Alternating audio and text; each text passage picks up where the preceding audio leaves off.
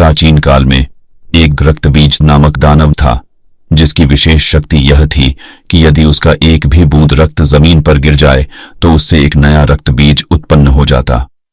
देवताओं के साथ युद्ध में यह दानव अजेय प्रतीत हो रहा था। देवता चिंतित हो उठे और देवी पार्वती की उपासना करने लगे। देवी पार्वती ने उनकी प्रार्थना सुनी और अपने क्रोधित रूप काली का अवतार लिया। देवी काली युद्ध भूमि में पहुंची और उन्होंने रक्तबीज सहित सभी दानवों का संहार करना आरंभ किया।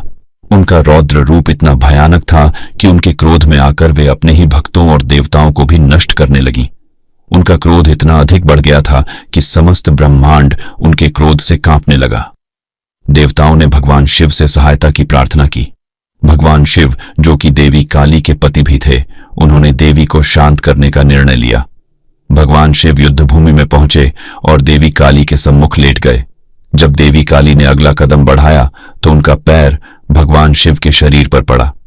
उसी क्षण उन्हें एहसास हुआ कि उन्होंने अपने पति का अपमान किया है और वे शांत हो गईं।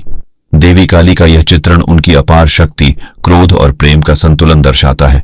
यह कहानी हमें यह सिखाती है कि प्रेम और समर्पण के सामने सभी शक्तियां नतमस्तक हो जाती हैं। भगवान शिव ने अपनी पत्नी को शांत करने के लिए अपने आप को उनके सामने नम्रता से प्रस्तुत किया, जिससे देवी काली का क्रोध शांत हो सका। यह घटना हमें यह भी सिखाती है कि शक्ति और क्रोध का सही उपयोग करना महत्वपूर्ण है और प्रेम और समर्पण से ही सच्ची शांति प्राप्त की जा सकती है।